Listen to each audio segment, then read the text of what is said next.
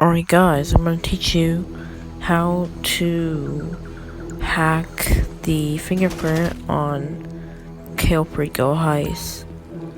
It's very simple. Press right in the D-pad as fast as you can, right when you near this thing. What you want to do is you get tip of the thumb. Make all of them tip of the thumb.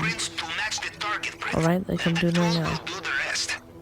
Then you go 1, 1, 2, 1, 2, 3, 1, 2, 3, 4, 1, 2, 3, 4, 5, 1, 2, go back 2, and then go back 1.